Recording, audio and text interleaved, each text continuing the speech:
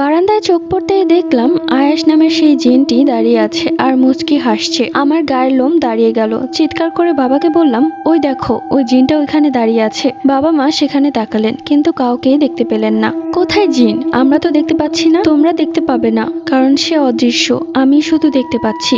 ভয় পাস না মা, দোয়া পড়তে থাক। রাত্রিবেলা শুয়ে আছি, কারো চোখেই ঘুম নেই, মনের মধ্যে ভয়। বাবা মায়ের মনে সেই পুরনো ভয়, এখন শুধু ভয় আমাদের দু বোনকে নিয়ে। হঠাৎই মনে হলো ঘরের ভেতর কেউ হাঁটা চলা করছে। আমি উঠে বসলাম, দেখলাম দুজোড়া নীল চোখ, যে চোখে আগুন জ্বলছে। আমি চিৎকার করতে যাব, ঠিক ওই মুহূর্তে মনে হলো আমার মুখ থেকে কোনো শব্দ বের হচ্ছে না। পাশেই আমার ছোট বোন ঘুমিয়ে আছে। এক এক করে আমি তার দিকেই পা বাড়াচ্ছি, কিন্তু আমি এটা করতে চাচ্ছি না। কেন যে এরকমটা হচ্ছে বুঝতে পারছি না। দেখলাম সে হেঁটে হেঁটে বারান্দার দিকেই যাচ্ছে, আমিও তার পিছু পিছু তার দিকেই যাচ্ছি। কিন্তু আমি এমনটা কেন করছি? সে তো আমার ক্ষতি করবে, আমার তার থেকে লুকিয়ে থাকার কথা। নিজের পায়ে কোনো শক্তি পাচ্ছি না, আর চিৎকার করতেও পারছি না। সে যেভাবে ইশারা করছে আমি তাই করছি। বারান্দায় যাওয়ার পর আমি অনুভব করলাম আমার শরীরটা একদম স্বাভাবিক হয়ে গেছে আগের মতো। আমি তখন দৌড়ে ঘরের দিকে যাব, ঠিক ওই মুহূর্তে সে আমার সামনে দাঁড়িয়ে যায়। আমি তখন ভয়ে কাঁপছিলাম। কাঁদতে কাঁদতে হাত জোর করে তাকে বললাম, দয়া করে আমাকে ছেড়ে দিন,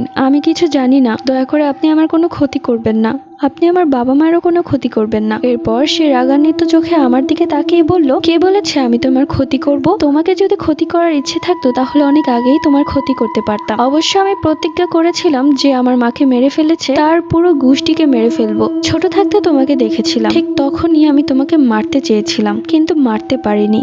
তোমার গায়ে তাবিজ ছিল, এখন তুমি বড় হয়ে গিয়েছো আর তোমার সাথে কোনো তাবিজও নেই। তাই আমি চাইলেই পারতাম তোমাকে মেরে ফেলতে, কিন্তু ভয় পেও না, আমি তোমাকে মারবো না। কারণ তোমাকে আমার মনে ধরেছে, অনেক পছন্দ করে ফেলেছি তোমাকে। কিন্তু ভেবো না, আমার মাকে যারা মেরেছে তাদেরকে আমি ছেড়ে দিব। তোমার বাবা মাকে তো আমি মেরেই ফেলবো, কিন্তু তোমাকে মারবো না। আমি তখন হাত জোর করে কাঁদতে কাঁদতে বললাম, দয়া করে আমার বাবা মায়ের কোনো ক্ষতি করবেন না। আমার বাবা মা না বুঝে এই কাজটা করেছে। তারা কি জানতো একটা মা জিন রূপে এসেছে? যদি জানতো কখনো এই কাজটা করতো না। আপনারা তো জিন জাতি, আপনারা সবকিছুই বুঝতে পারেন, কিন্তু একটা মানুষ মাছ রূপের জিনকে কিভাবে বুঝবে সে একজন জিন? এত কিছু বুঝি না। আমি আমার মায়ের হত্যাকারীদের শাস্তি দিব, এটাই আমার শেষ কথা। তোমার মা বাবাকে মেরে তোমাকে তুলে নিয়ে যাবো। এরপর সে অদৃশ্য হয়ে গেল। আশেপাশে তাকিয়েও আর তাকে খুঁজে পেলাম না। এরপর বাবা মাকে সবকিছু খুলে বললাম। বাবা মা তো ভয় কাঁপছে, অনেক বড় ভুল করে ফেলেছি, এর কোনো নিস্তার নেই। আমাদের যত তাড়াতাড়ি সম্ভব একটা ভালো হুজুরের সন্ধান করতে হবে, হাতে সময় খুব কম। সুরাইয়ার বাবা, আপনি কিছু একটা করেন। বাবা তখন বলল, চিন্তা করো না, কাল সকালে একজন ভালো হুজুরের কাছে আমি যাব। পরদিন সকালবেলা নাস্তা খেয়ে বাবা চলে গেলেন। 2 ঘন্টা পর বাবার নাম্বার থেকে কল আসলো। কলটা ধরতে ওপাশ থেকে বলল, তাড়াতাড়ি আসুন, অ্যাক্সিডেন্ট হয়েছে।